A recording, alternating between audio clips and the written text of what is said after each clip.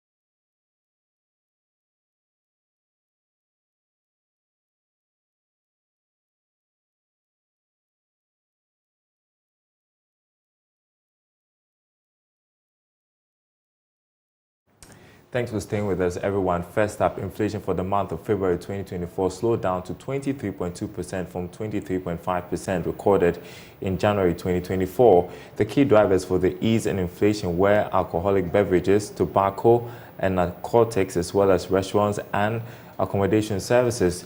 Eastern region once again recorded the highest rate of 36.1%. Government statistician Professor Samuel Kobne-Nim provided more details at a press briefing a while ago. In the month of February 2024, the rate of inflation stood at 23.2%. This year-on-year rate of inflation signifies that over a one-year period, that is between February 2023 and February 2024, prices of goods and services have gone up by 23.2%. This 23.2% is a reversal of the marginal increase that we recorded in the month of January 2024, when the slowdown that we had successively recorded for the last 7 months saw a marginal increase to 23.5%. In reverse, we have turned around this increase for January 2024 to a reverse of 23.2% for the month of February 2024. From a food and non-food inflation perspective, food inflation for the month of February 2024 stood at 27.0%, and non-food inflation for the month of February 2024 stood at 20.0%. From a regional perspective, Eastern region recorded the highest rate of inflation of 36.1%, and this is about 2.5 times higher than the region that recorded the lowest rate of inflation, which is the OT region, which recorded an inflation rate of 13.1%. Now, Ghana Cocoa Board fears the current weather condition as a result of climate change may affect the country's cocoa production target. According to its Chief Executive, Joseph Boahen-Eddu, the country is likely to experience marginal change in the product quality if the challenge persists. In recent times, the Ghana Meteo Agency has warned of extreme dry weather conditions in some parts of the country. The industry has also been impacted heavily by illegal mining activities. Mr. Boahen-Eddu tells Joy Business the situation calls for a strategy to reduce the impact on cocoa production. They become very vulnerable.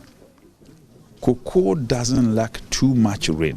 When there's excessive rainfall, they stand in waterlogged soils, and by that they cannot actually get the needed nutrition to feed the flowers and then the shrubs that will come, the pods and so on and so forth.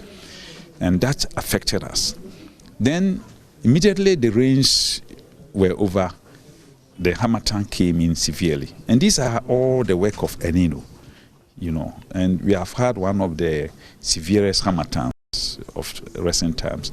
There too, when we have excessive harmattan, the cocoa definitely responds to that. And the effect is that you lose flowers and so on and so forth. So both ways, our cocoa farms had been affected by the extremes of the weather conditions caused by El Nino, excessive rains and then excessive dryness. And definitely it's going to affect production. But it's only come to exacerbate an existing systemic problem. Systemic problem had to do with cocoa swollen-shoot viral disease. That is the main driver of the decrease of production of cocoa in Ghana. Well, in other news, the Standard Chartered Bank's Future of Trade report projects a rapid double-digit growth for Ghana through 2035. According to country head of client coverage at Standard Chartered Bank, Jose Goji, the report will help clients and businesses of the bank to capitalize on the $3 trillion African market through the Continental Free Trade Area. He spoke to Joy Business at the Standard Chartered Bank Roundtable in Okra. Standard Chartered has actively participated in Africa's growth and development for more than 150 years, contributing to the continent's financial infrastructure and economic development. According to the country head of client coverage at Standard Chartered Bank, Jose Goji, the launch of the bank's Future of Trade report with a spotlight on the African Continental Free Trade Area offers insight on the opportunities available for clients and businesses of the bank on AfCFTA. Companies need to know that there's something called AfCFTA. As you heard today, a number of them do not even understand the processes they have to go through. Some of them actually thought that you have to be registered on AfCFTA, right? But it's not like that. So the first thing is thought leadership, explaining to these clients what opportunities there are and also how they can take advantage of it. So first of all, it's a thought leadership. And then the second part is obviously being a bank. We want to be able to take these clients along. We want to be part of their journey. As someone remarked, a lot of clients who show resilience today are clients who are able to trade beyond the shores of Ghana, beyond the borders of Ghana. They become a lot more bigger, better, and financially resilient as well. So it gives us the opportunity as a bank also to put our products, to create products, provide solutions for these clients when they are taking advantage of AfCFTA, be it collections, be it financing of increased production capacities and all that. AfCFTA creates the world's largest trade area by market with a combined GDP of $3 trillion. This, Mr. Goji believes, Ghana isn't left out. Network is one of our biggest competitive advantages as a bank.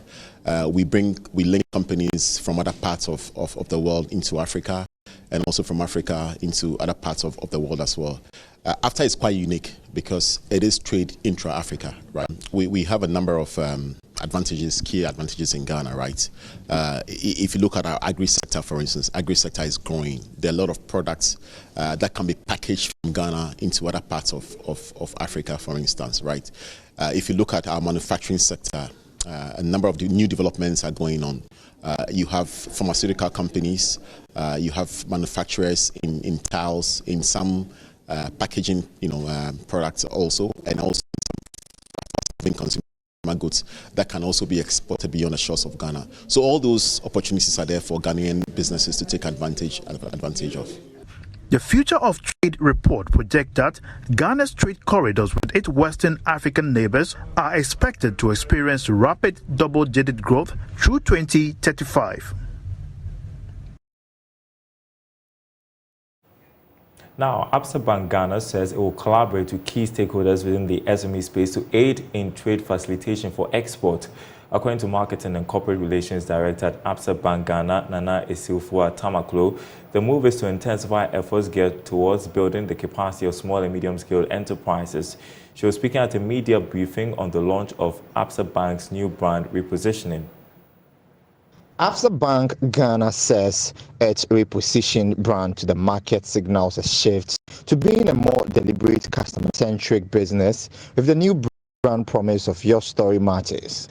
The bank has set a clear trajectory to ensure that Absa's entire suite of services and offerings lives up to this crucial pivot towards a more human-centered, empathetic banking service across the continent. Support to SME is our biggest claim to fame. There is no bank in this country who is offering loans at 10%. You can please check. And therefore, the story to grow with our SMEs is as big as ever. We are still lending to our SME sector at 10% because we want to support this sector. It's the engine behind our economy. And therefore, it's very important to us. And also, the fact that we want to continue empowering that sector is one of the reasons why we are supporting women-led businesses. And not just that, agribusiness, fintech, and young entrepreneurs. It does not matter the gender, because we see a lot of young people who are going into entrepreneurship. And so we have actually carved this out, and we are not doing this alone. We are doing this in partnership with the MasterCard Foundation. And it's given us a lot of leverage to lend, in astronomical numbers, to the sector. And we will be doing that throughout the year. The bank says its financial literacy project and ready-to-work programs will continue to ensure that their customers and youth are supported with knowledge in order to be informed. The Ghana South Africa Business Chamber has expressed concern about the high cost of doing business, which it says is affecting both small and big businesses. According to President of the Chamber, Grant Weber, it's imperative for businesses to manage their costs effectively in order to withstand these challenging times. He spoke to Joy Business at the 3rd Rainbow Nations Challenge. The Ghana South African Business Chamber's Rainbow Nations Challenge was organized to foster deeper relations between members and the international business community. The challenge, which involves tennis matches, included 56 players from 20 countries. Speaking to Joy Business on the sidelines, President of the Ghana South African Business Chamber, Grant Weber, bemoaned the unfavorable economic conditions that their businesses are grappling with. Well, I don't think the economy is picking up. In fact, if anything, it's probably more difficult. So for our members, it's a tough time. I think it's not easy whether you're a big or a small company.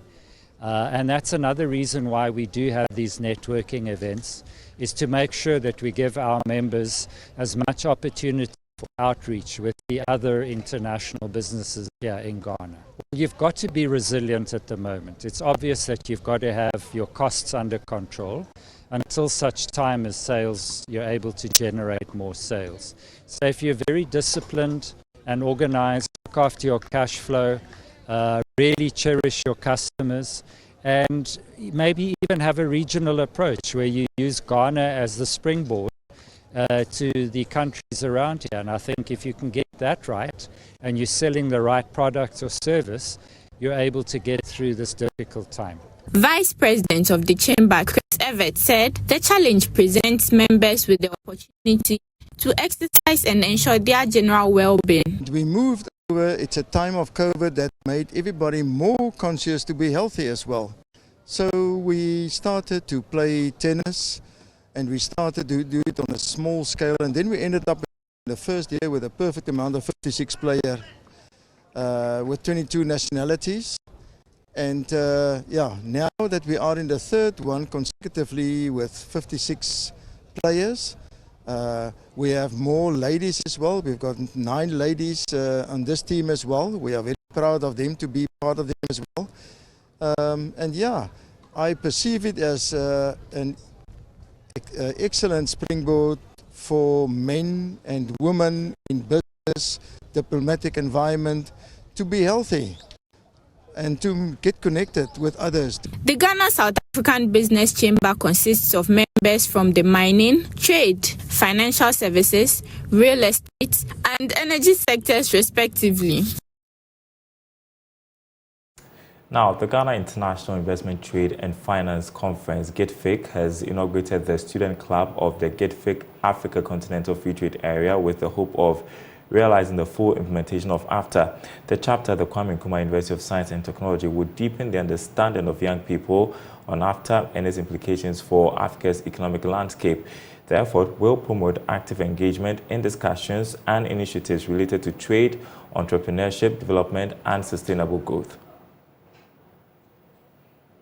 Advocacy for the urgent implementation of trade finance policy reforms has been high in recent times after the activation of the African Continental Free Trade Area. The AfCFTA represents a milestone agreement aimed at facilitating economic integration, promoting intra-African trade, and unlocking the immense potential of diverse economies of Africa. Full implementation of AfCFTA would reshape markets and economies across the region and boost output in the services. The establishment of the GITFIC AfCFTA Tertiary Student Club at the Kwame Nkrumah University of Science and Technology underscores the commitment of stakeholders to actively engage and empower the youth for their roles. The inaugurated GITFIC AfCFTA Tertiary Student Club will deepen understanding of the AfCFTA and perpetuate the culture of collaboration and networking among students. Chief Executive Officer of Ghana International Investment Trade and Finance Conference, Selassie Kofi Akom, says the mentorship on AfCFTA will facilitate self-employment drive.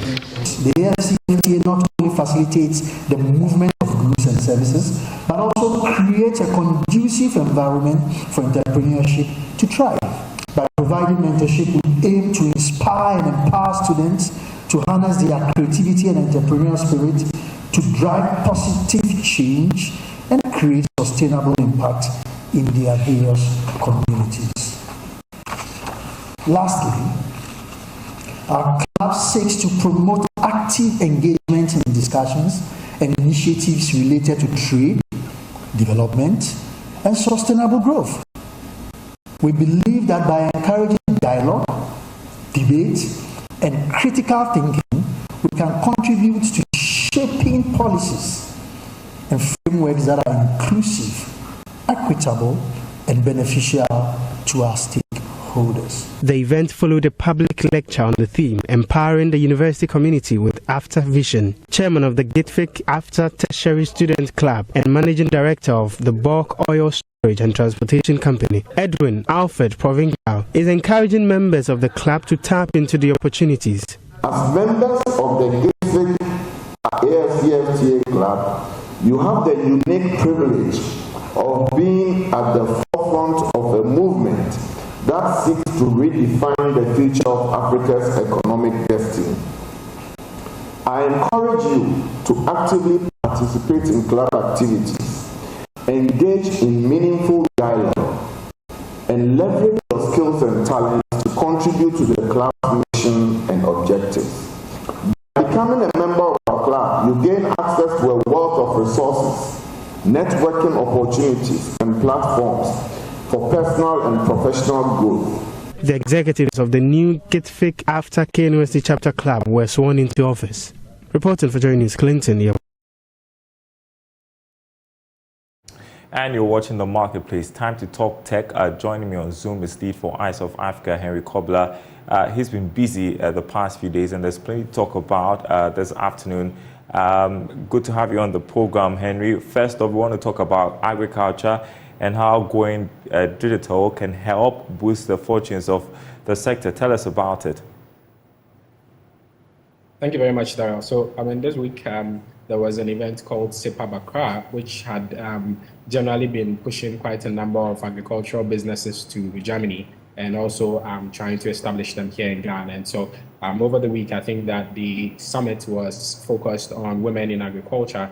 And most of the topics that were sort of discussed in there were more of the packaging, export opportunities, innovations among others, which basically comes in. And I think that the partnership with CSIR basically also opened up the way to pushing quite a lot of research into the product itself and how safe some of these products are pushing on the market. And again, I think that one of the most important topics that was clarified or pushed into was funding for some of these businesses. And so it was quite a very successful program. I think that the partnership with CSIR is opening quite a bigger door in terms of opening up SMEs to be able to access and have direct opportunities in terms of being able to have good knowledge of their product and how safe it can be on the market. I mean, where are we at here in Ghana when it comes to adopting digital technology and promoting agri? Because in some countries, they're already looking at how they can use AI, for instance, to boost agri production.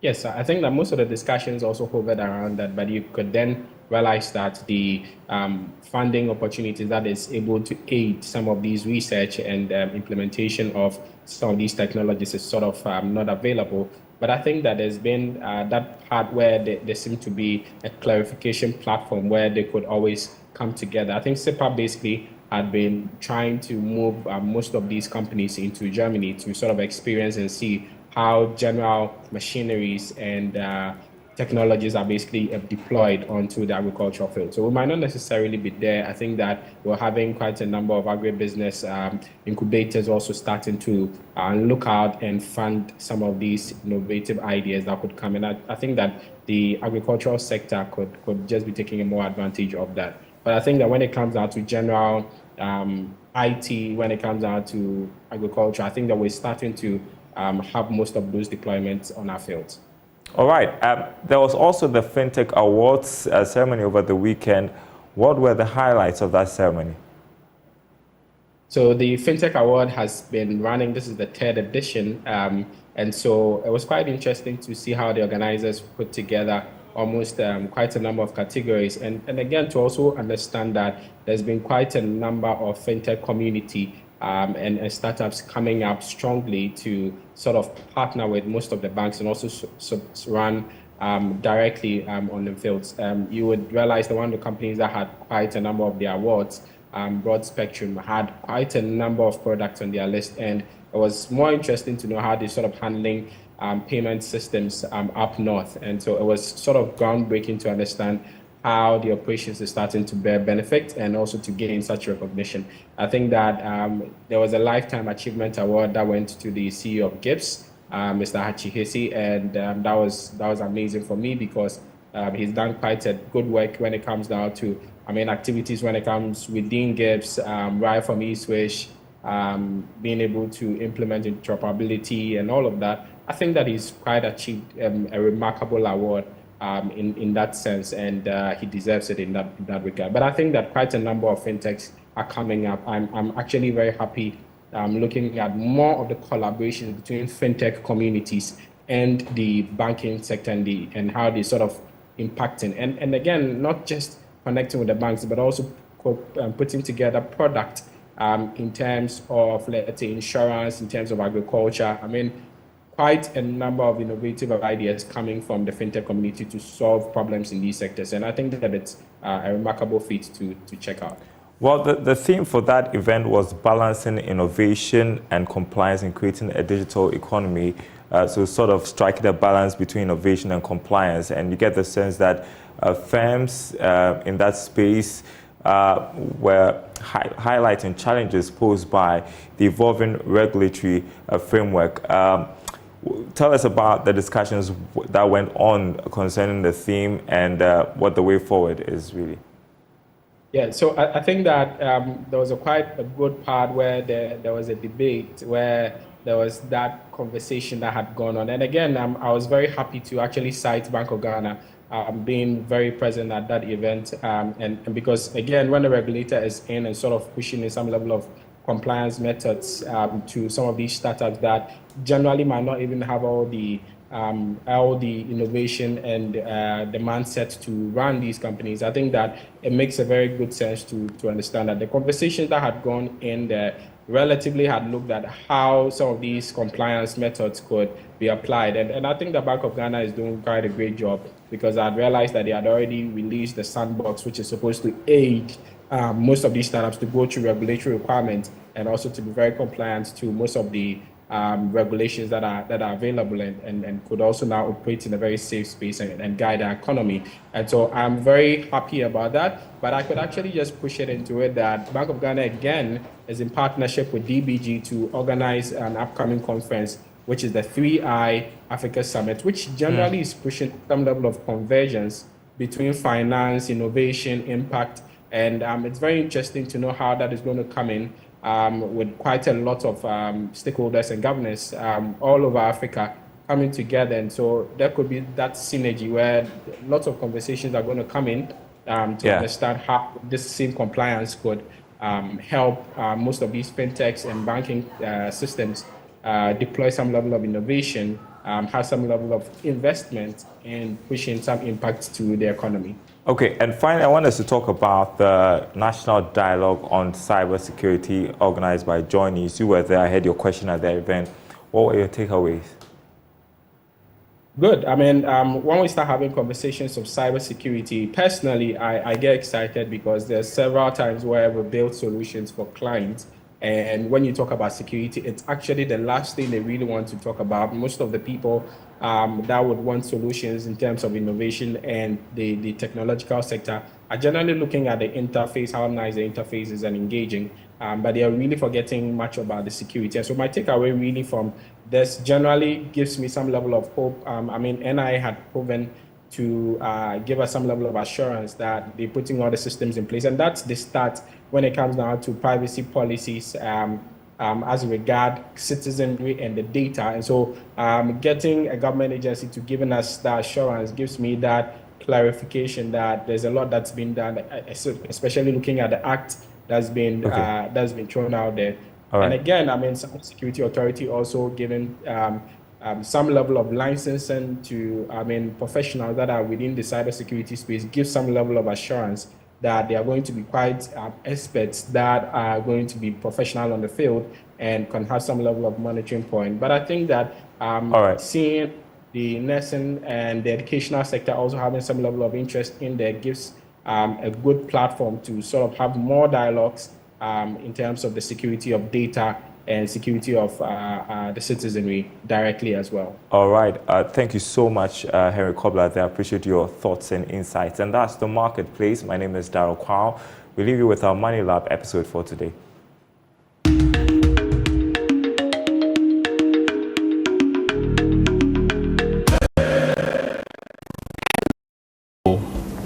Welcome to Money Lab. My name is Isaac Edu, Head of Broker Relations at Enterprise Insurance. In the last edition, we discussed fire insurances. Today, we are looking at accident and liability insurances. Accident and liability insurance provides financial protection to individuals and organizations against accidental injury to individual or to a group of individuals, accidental loss or damage to a business's operations, and then also your liability to the public.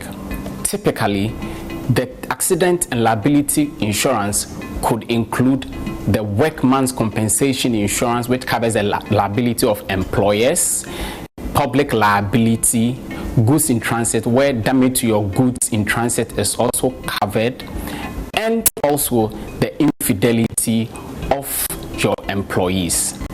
Thank you for staying with us today. See you again next week.